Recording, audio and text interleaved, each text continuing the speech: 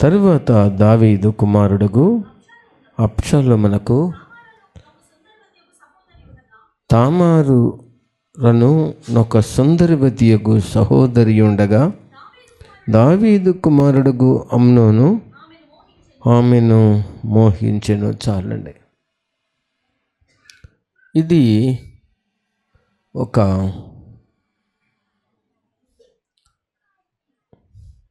మనుషుల్లో ఉన్నటువంటి ఒక వ్యాధి లేక ఒక రోగము కావచ్చు, ఒక వ్యాధి.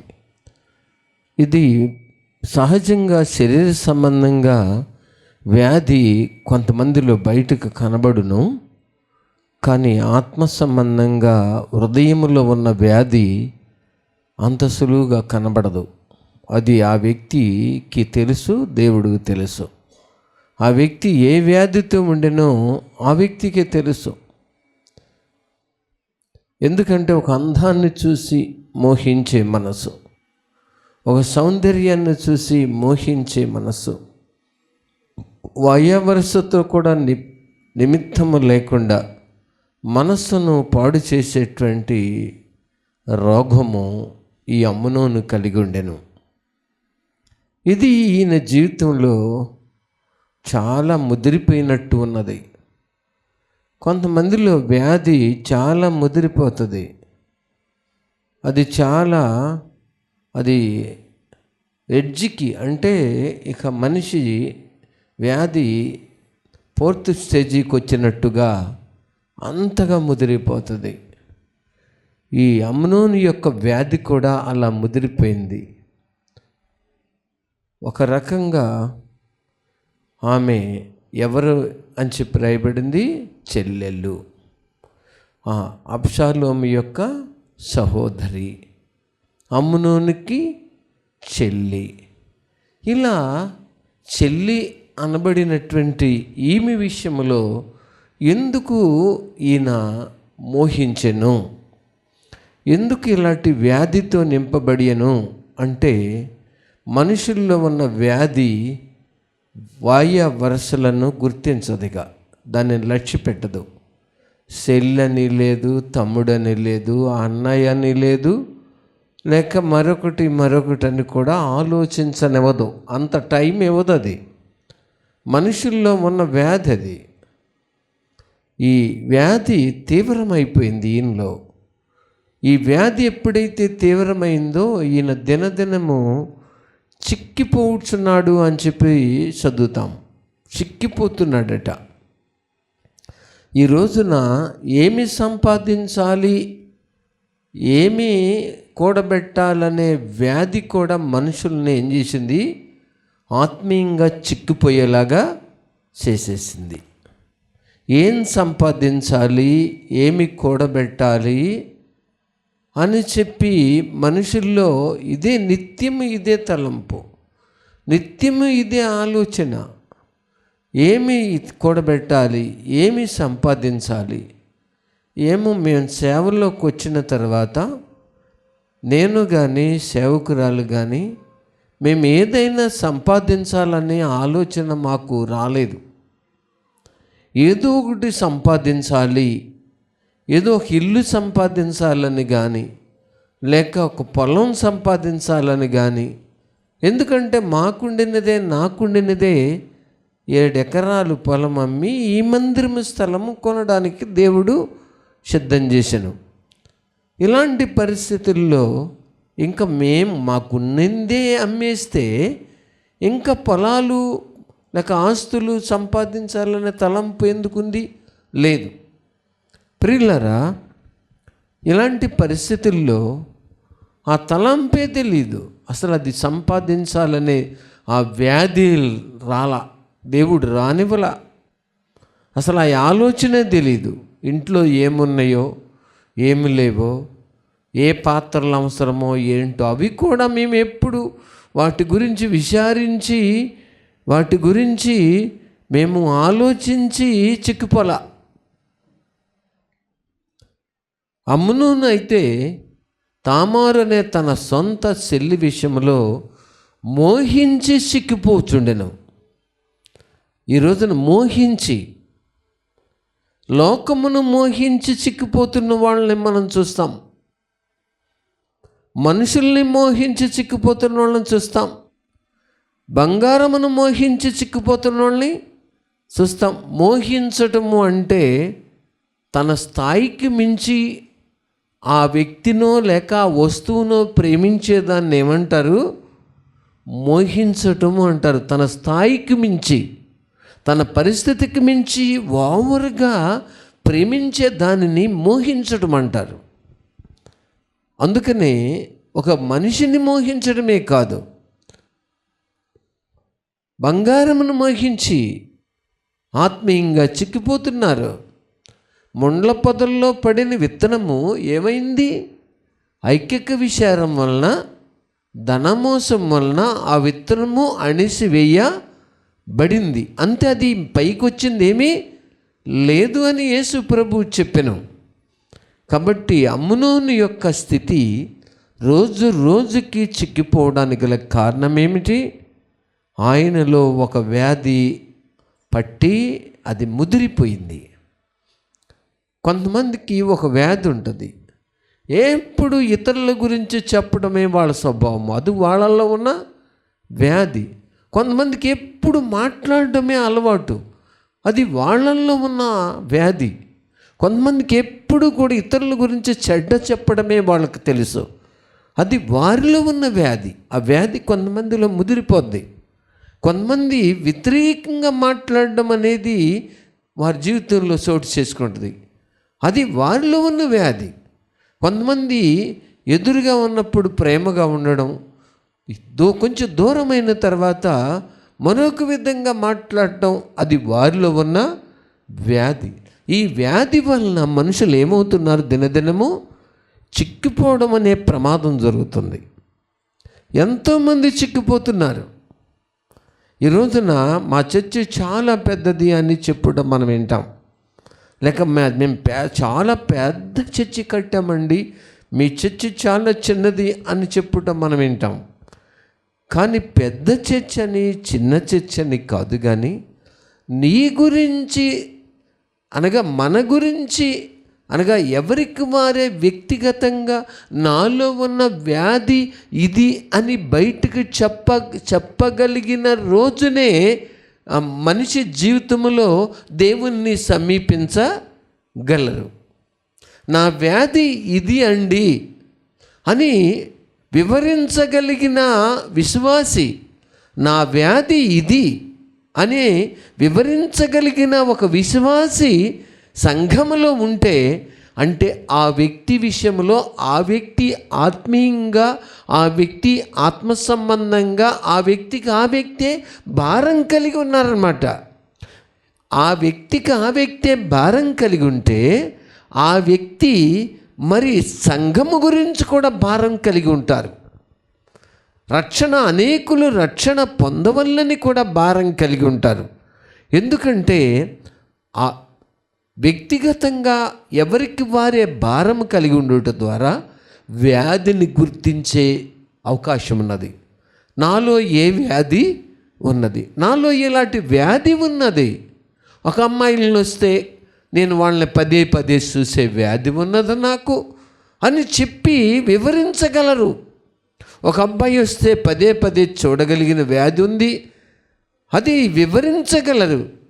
ఇంకా కులాలు గురించి ఎత్తి మాట్లాడి కొన్ని కులాలనేమో ద్వేషించడం, కొన్ని కులాలనేమో మెచ్చుకోవడము అనే మనుషుల్లో వ్యాధి ఉంది.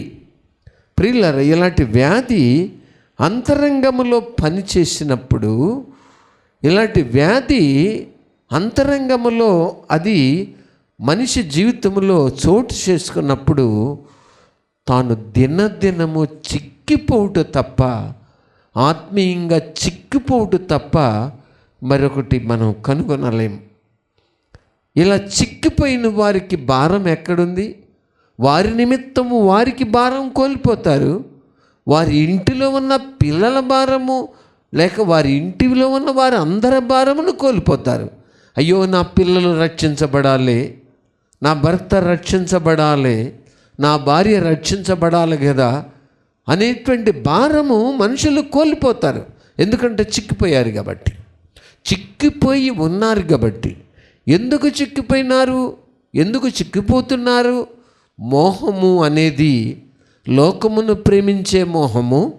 లోకములో ఉన్న వాళ్ళు ఫలానా బాగా పైకి వచ్చారట, వాళ్ళు బాగా ఎదిగినారట, నేను కూడా బాగా పైకి రావాలనే ఒక మోహముతో కూడిన ఒక వ్యాధి మనిషిలో పనిచేస్తున్నప్పుడు ఆ వ్యక్తి యొక్క ముఖములో తొందర కలుగుట మనం గమనించగలం. తొందర కలుగుట. మన అబ్బాయి నేను పలానా ప్రాంతానికి ఏదో అవకాశం వచ్చింది పెడతానని చెప్పినాడు, బాగానే ఉంది. కానీ నేను లేకపోతే మా మదర్ ఉండలేరు అని చెప్పబడుతున్న సమయంలో మనము దూరముగా ఎట్లు ఉండగలము? నేను లేకపోతే అసాధ్యము, నేను లేకపోతే కష్టము. భోంచేసేవాని అడిగేవారు, బలహీనంగా ఉంటే మాట్లాడేవారు లేరనే సంగతి మనందరికీ తెలిసినప్పుడు మనం దూరంగా పోవుటకు ప్రయత్నము చేసిన ఎడల మనం వెనుకున్న వారికి మేలు చేయడానికి ప్రయత్నం చేసేది కాక పోవచ్చును. కాబట్టి వ్యాధి అనేది మనిషిని కుదిపేస్తుంది. వ్యాధి అనేది మనిషిని చెల్లి చోట్ల, అన్నయ్య చోట్ల, తమ్ముడు చోట్ల, పిన్ని కొడుకు చోట్ల, పెద్దమ్మ కొడుకు చోట్ల, పెద్దమ్మ కూతురుని చోట్ల. ఎందుకంటే వ్యాధి అనేది మనుషుల్లో బలంగా పనిచేసినప్పుడు, ఆ వ్యాధి ముదిరినప్పుడు ఇంకా వ్యక్తి తన గురించి తను ఆలోచించడు, ఆ వ్యాధి గురించి ఆలోచిస్తాడు. ఆ వ్యాధి ఏమిటి? మోహము. ఏ అమ్మాయిని ప్రేమిస్తే, మోహిస్తే నాకు లోబడుతుందా? ఏ అమ్మాయిని మోహించాలా? ఏ అబ్బాయిని మోహించాలా? ఏ అమ్మాయిని మోహించాలా? ఇదే తలంపు మనిషిలో పనిచేయడానికి కారణం ఏంటంటే అది ఆ వ్యక్తిలో ముదిరిపోయిన వ్యాధి. కొంతమంది వ్యాధితోనే చచ్చిపోతారు. ఎందుకని? వారి వ్యాధికి చికిత్స లేదా, గిలాదులో గుగ్గిలము లేదా, అక్కడ ఏ వైద్యుడును లేడా, నా జనులకు స్వస్థత ఎందుకు కలగకున్నది? ఎందుకు సంఘములో విశ్వాసులకు స్వస్థత కలగకున్నది? ఈ వ్యాధికి స్వస్థత ఎందుకు జరగడం లేదు అంటే మనుషులు వ్యాధిని పెంచుకున్నారు, దేవుణ్ణి పక్కన పెట్టారు. హృదయపూర్వకంగా పశ్చాత్తాపడి వ్యాధిని గుర్తించి, నాలో ఇలాంటి వ్యాధి ఉన్నది ప్రభా, ఈ వ్యాధి నన్ను తొందర చేయుచున్నది, ఈ వ్యాధి నా శరీరమును పాడు చేసుకోమని చెప్పుచున్నది, ఈ వ్యాధి మరొక చెల్లని అక్కని భేదము లేకుండా మోహముతో నింపడానికి నన్ను సిద్ధం చేస్తుంది ప్రభా అని ఏ వ్యక్తి కామెక్తే యేసుక్రీస్తు ప్రభువు దగ్గరకు పోయి, ప్రభా నా వ్యాధి ఇది, నాలో ఉన్న వ్యాధి ఇది, నన్ను తొందర చేస్తున్న వ్యాధి ఇది. అమ్నోను దేవుని దగ్గరకు పోయి తన వ్యాధిని బట్టి పశ్చాత్తాపడే ఆలోచన ఆయనకి రాలేదు. రానందున ఆ వ్యాధి క్రియ, ఆ వ్యాధి పని, ఆ వ్యాధి చేసేసింది. ఆ వ్యాధి ఏం చేసింది? నానాటికి చిక్కిపోతున్నావేంటి అని దావీదు యొక్క సహోదరుని కుమారుడు యెహోనాదాబు అడగడం అమ్నోనుని. అమ్నోనేమో తన విషయాన్ని, తన వ్యాధి ఏంటో మనిషికి చెప్పడం జరిగింది. ఆ వ్యాధిని గురించి యెహోనాదాబుకు చెప్పినప్పుడు యెహోనాదాబు దాన్ని రెక్టిఫై చేశారు తప్ప దాన్ని డిస్మిస్ చేయలా, రెక్టిఫై చేశారు. డిస్మిస్ చేయగలిగింది ఎవరు? నిజమైన స్నేహితుడు డిస్మిస్ చేయడానికి ప్రయత్నం చేస్తారు. ఏ అబ్బాయి, ఎందుకు అమ్మాయిని ప్రేమిస్తున్నానని చెప్పి అనుకుంటున్నావు? డిస్మిస్ చేసుకో, అది మనకు మంచిది కాదు. ఏ అమ్మాయి, ఆ అబ్బాయిని ఎందుకు ప్రేమిస్తున్నావు? అదేం పద్ధతి? డిస్మిస్ చేసుకో. నీ మనసులో అట్టి అవగాహన, అట్టి ఆలోచన, అట్టి తలంపు రానివ్వదు. ఈరోజు నా జాండబెత్తుడిగా ఉన్న బిడ్డను పెంచి పెద్ద చేసి, అనగా బిడ్డలను పెంచి పెద్ద చేశాక ఏం చేస్తున్నారు? తల్లిదండ్రులను తల్లడింప చేయగలిగినంత వ్యాధులతో మనుషులు ప్రవర్తించడం అనేది చూస్తున్నాం. తల్లిదండ్రులనే తల్లడింప చేస్తున్నారు ఆ వ్యాధుల చేత. నా కుమార్తె ఎలా అయిపోయింది, నా కుమారుడు ఇలా అయిపోయినాడు, మా పరిస్థితి ఇలా అయిపోయింది అని చెప్పి తల్లడిల్లిపోతున్నారు. మేము ఒక ఇంటికి వెళ్ళినాము. ఆ ఇంటిలో ఎలా ఉన్నారు బ్రదర్, క్రీస్తు అని బండకేసి కొడతారు, నిర్మూలన చేస్తారు. నాలో ఉన్న వ్యాధి ఇది. నన్ను ఒక ప్రయోజకురాలు కాకుండా చేస్తున్న వ్యాధి ఇదే. నన్ను ఎక్కవలసిన మెట్టులు ఎక్కకుండా కిందకి నెట్టేస్తుంది ఈ వ్యాధే. నా తల్లిదండ్రులను ఎదిరించి నన్ను హెడ్ స్ట్రాంగ్గా చేసేది ఈ వ్యాధే. నా తల్లిదండ్రులను దుఃఖపరచడానికి సిద్ధం చేసేది ఈ వ్యాధే. నేనుండిన సమాజంలో నా అందరికీ భయకంపితులుగా చేసేది ఈ వ్యాధే. ఈరోజున ఎంతమంది వ్యాధి చేత పీడించబడుతూ ఉన్నారు. కానీ అమ్మును అనుకున్న వ్యాధి రోజు రోజుకు చిక్కిపోయేలాగా చేస్తుంది. ఈ రోజులు మెసేజ్లు పెడుతున్నారు మనుషులు, హాయ్ హాయ్ అని చెప్పి మెసేజ్లు పెట్టి రాత్రులంతా టైప్ చేస్తూనే ఉన్నారు, రాత్రులంతా వీడియో కాల్ మాట్లాడుతూనే ఉన్నారు. ఏంటిది? మనుషుల్లో ఉన్న వ్యాధి ఏమవుతుంది? రోజు రోజుకి ముదిరిపోతుంది. వీడియో కాల్ మాట్లాడుతూనే ఉన్నారు, మెసేజ్లు పెడుతూనే ఉన్నారు, షాటింగ్లు చేస్తూనే ఉన్నారు. మనుషులు వ్యాధితో నింపబడ్డారు. ప్రతి వాని నడినెత్తిని వ్యాధి కలిగి ఉన్నాడు. అరికాలు మొదలుకొని నన్నెత్తి వరకు ఎక్కడ చూసినా గాయములు, వాటికి స్వస్థత లేదు, అవి పిండబడలేదు, తైలముతో మెత్తన చేయబడలేదు. ఎక్కడ చూసినా గాయములే, వ్యాధి. ప్రతి వ్యక్తి కూడా నడినెత్తిని వ్యాధి కలిగి ఉన్నాడని వాక్యం చెబుతుంది. నిజమే, ఈ ఫలాని వారికే వ్యాధి ఉంటుందని చెప్పలా. ప్రతి వాని నడినెత్తిన ఒక వ్యాధి ఉంది. ఆ వ్యాధి మనిషిని ఏం చేస్తుంది? తొందర చేస్తుంది. నువ్వు శరీర సంబంధంగా సుఖపడాలి కదా. ఒక అమ్మాయిని ఎత్తుక్కుంటే బాగుంటుంది, ఎవరినో ఒక అబ్బాయిని ఎత్తుక్కుంటే బాగుంటుంది. నిన్ను ఎవరేమంటారు? ఏం కాదు, నువ్వు ప్రయాణం చేయవచ్చు, నువ్వు సొంతం చేసుకోవచ్చు, నువ్వు కొంత ధనాన్ని ఖర్చు పెట్టవచ్చు, నీ జీవితంలో ఇప్పటికే కాకపోతే మరెప్పుడు నువ్వు సుఖపడతావు అని అపవాది మనుషుల్ని ప్రేరేపించి ఆ వ్యాధిని ఏం చేస్తున్నారు? రెక్టిఫై చేస్తున్నాడు. ఇప్పుడు కాకపోతే మరెప్పుడు. దీన్ని బయటికి చెప్పకు, దీన్ని సీక్రెట్గా పెంచు. ఈ వ్యాధి నీ వ్యాధితో నువ్వు ఎప్పుడు ఇలాగే ఉండాలి, ఈ వ్యాధిని నువ్వు పెంచుతూ ఉండాలి. కాబట్టి అమ్మును అనుకున్నటువంటి వ్యాధి దినదినము ఏం చేసేలాగా చేసిందట? అమ్నోనుకు దినదినం ఏమవుతున్నాడు? తామారుని బట్టి చిక్కిపోయాను. తామారుని బట్టి చిక్కిపోతున్నారు. ఆయనేమో తామారుని బట్టి చిక్కిపోతున్నారు. కొంతమంది ఏమో డబ్బు ధనాపేక్షతో చిక్కిపోతున్నారు. కొంతమంది ఏదో సంపాదించాలన్న ఆశలతో చిక్కిపోతున్నారు. కొంతమంది ఏమో వాళ్ళు ఎవరో పెద్దోళ్ళు అయిపోయారు, మేము కిందగా ఉన్నామని ఏమవుతున్నారు? దినదినము చిక్కిపోతున్నారు. మా బంధువులు చూస్తే పయ్యోళ్ళు అయిపోయారు, మేమేం కింద అయిపోయామని దినదినము చిక్కిపోతున్నారు. ఒక చిక్కిపోయిన వ్యక్తి పరిచర్య నిండుగా చేయగలరా? ఒక చిక్కిపోయినటువంటి వ్యక్తి దేవుని చేత వాడబడటానికి పనికొస్తారా? ఒక ఆత్మీయంగా చిక్కిపోయినటువంటి వ్యక్తి దేవుని పరిచర్యలో, దేవుని సేవలో, దేవుని కార్యాలు చేయడానికి వాళ్ళు యోగ్యులు అవుతారా? అవరు. ఎందుకంటే వ్యాధిని గుర్తించగలిగినప్పుడే మనిషి ఆరోగ్యము దిశలో ప్రయాణం చేయగలరు. వ్యాధిని గుర్తించినంతకాలము కూడా మనుషులు అనారోగ్యము చేతనే చిక్కిపోతూ క్షీణించిపోతారు. వారి జీవితము చివరి దశ నా స్థితి ఇలా అయిపోయిందని తమ అవమానమును నురుగు వెళ్ళగక్కుకునే స్థాయికి వెళ్ళిపోతారు.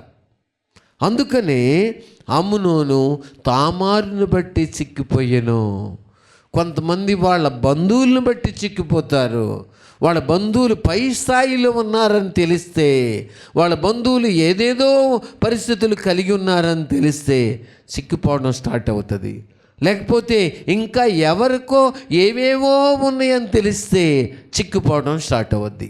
ఇలా చిక్కిపోయిన వారు తమను తాము గుర్తించవలసిన అవసరత ఉంది, కానీ గుర్తించనందున సంవత్సరములు వారి జీవితంలో వృధా అయిపోతున్నాయి, గుర్తించనందున. కానీ ఎప్పుడైతే వ్యాధిని గుర్తిస్తారో వెంటనే దాని విషయమై భారం వస్తుంది. నాకు ఇలాంటి ఇతరుల విషయంలో అసూయ అనే వ్యాధి ఉంది కదా, ఈ వ్యాధిని నేను ఓపెన్ చేయాలి కదా ప్రభు దగ్గర.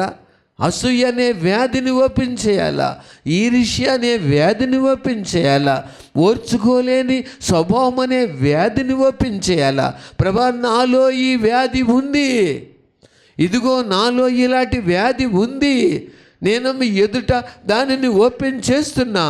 నేను సాక్ష్యం చెప్పేటప్పుడు కూడా ఇలాంటి వ్యాధి నాలో ఉండి కూడా నేను భక్తి చేస్తున్నట్టు నేను అందరి ఎదుట నటించాను ప్రభా.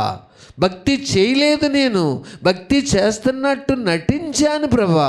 వ్యాధితోనే ఉండి వ్యాధి లేనట్టు నటించాను ప్రభా.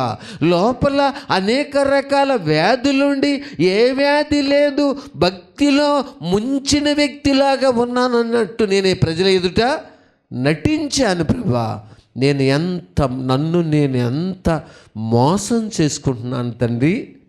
వ్యాధి ఉండి వ్యాధి లేదని నటించడం, నన్ను నేను మోసం చేసుకోవటం కాక మరి ఇంకేమంటారు దాన్ని?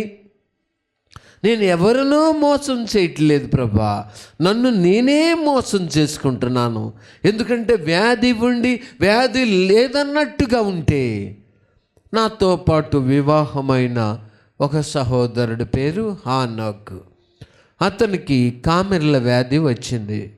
ఆ వ్యాధి వచ్చినప్పుడు ఆయన కొంత ఏదో పైత్యం అని అది నిర్ణయం తీసుకున్నారు, బాగానే ఉంది. క్రిస్మస్ టైం వచ్చింది, అప్పటికి ఒక 3 నెలలే ఏమో అయ్యింది కామెర్ల వ్యాధి వచ్చి. అది అణిగిపోయింది, కొంత ఆరోగ్యవంతంగా బాగానే ఉన్నారు ఆయన. కానీ ఆ టైంలో వాళ్ళు తినకూడని ఏదో నీసు అంటే నాన్ వెజ్ ఏదో పెట్టారు, హాయిగా తినేసినాడు. తినగానే కాళ్ళు చేతులు చల్లబడిపోయాయి. అతను మళ్ళీ కోలుకోవడం అనేది కష్టమైపోయి ఈ లోకాన్ని విడిచి వెళ్ళిపోయినాడు. చూసారా, వ్యాధిని గుర్తించినప్పుడు మనుషుల్ని ఏం చేస్తుంది? ఆ వ్యాధి కొనిపోతుంది, కనబడకుండా మాయం చేస్తుంది. అసలు మాయం చేస్తుంది. ఏ వ్యక్తిలో ఏ వ్యాధి ఉందో దాన్ని ప్రభు అనే పరమ డాక్టర్ దగ్గర దినదినము ఓపెన్ చేసి చెప్పగలిగినప్పుడే మనం ఆరోగ్యవంతంగా ఉంటాం, లేడీ వలె గంతులు వేస్తాం. ఆ వ్యాధిని అలాగే ఉంచుకొని, లోపల అసూయ అనే వ్యాధిని అలాగే ఉంచుకొని, ఈర్ష్య అనే వ్యాధిని అలాగే ఉంచుకొని, ఎవరైనా బయట మనకు పరిచయమైనప్పుడు ఆ వ్యాధులన్నీ వాళ్ళ ఎదుట మనం ఓపెన్ చేయటం చూడగా రహస్యమందు చూచుతున్న దేవుడు, అయ్యో ఇంత వ్యాధితో ఉండి కూడా వీళ్ళు పాటలు పాడుచున్నారా, ఇంత వ్యాధితో ఉండి కూడా వీళ్ళు బల్లారాధన తీసుకుంటున్నారా? చూసారా, ఇంత వ్యాధితో ఉండి కూడా వీళ్ళు ప్రేమతో మాట్లాడుతున్నారా, ప్రేమ ఉన్నట్టు నటిస్తున్నారా? ఇంత వ్యాధితో ఉండి కూడా ఏదో ఆప్యాయతున్నట్టు నటిస్తున్నారా? అయ్యో ఇలాంటి వ్యాధిని గుర్తించి త్వరగా ఆరోగ్యవంతులైతే ఎంత బాగుండును. పరిశుద్ధాత్ముడు మన స్థితిని చూసి దుఃఖపడుతున్నారు. వీరు వ్యాధితో ఉండే పరిచర్య చేస్తున్నారే, వీరు వ్యాధితో ఉండే మనుషులతో ప్రేమగా ఉన్నామని మాట్లాడుతున్నారే, ఓర్చుకోలేని సహించలేని వ్యాధితో ఉండే వీళ్ళేదో దేవుణ్ణి వెంబడిస్తున్నామని చెప్పి ప్రజల ఎదుట నటిస్తున్నారే. నా వ్యాధి ఇలా ఉంది ప్రభువా అని నిలబడి, లేక ప్రభువు దగ్గర రహస్యంగా పశ్చాత్తపడి ఏ వ్యక్తికి ఆ వ్యక్తే హృదయములో ఉన్న ఆ భారముతో నింపబడి మనుషులు దేవుని దగ్గర వ్యాధిని కుమ్మరిస్తే మనిషి పరిశుద్ధుడు అవుతాడు.